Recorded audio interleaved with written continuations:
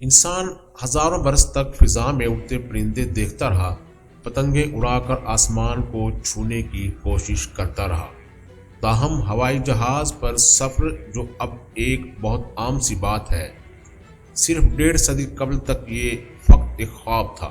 انسان کی ایوی ایشن کی تاریخ 2000 سال سے زائد پرانی ہے، جب کہیں پتنگیں اڑا کر تو کہیں میناروں سے چھلانگیں لگا کر اڑنے کی کوشش کی جاتی رہی۔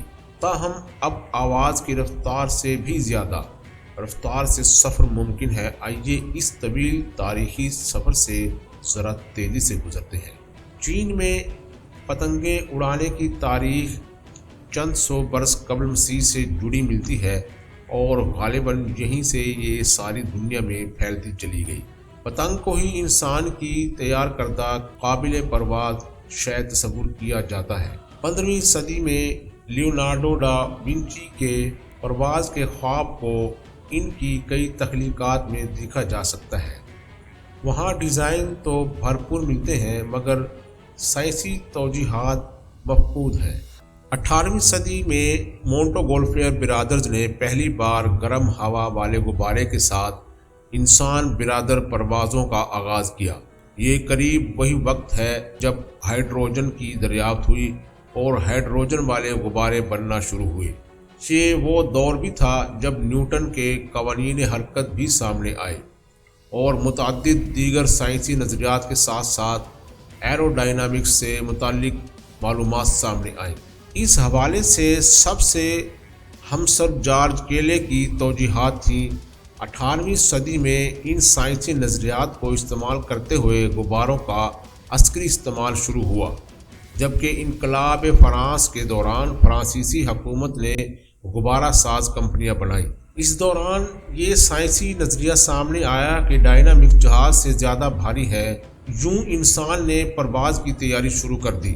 20ویں صدی کے آغاز پر جہاز کے پروں کے ڈیزائن اور کنٹرول سے متعلق متعدد تجربات ہوئے۔ یوں 1903 کو پہلا ہوائی جہاز اڑایا گیا۔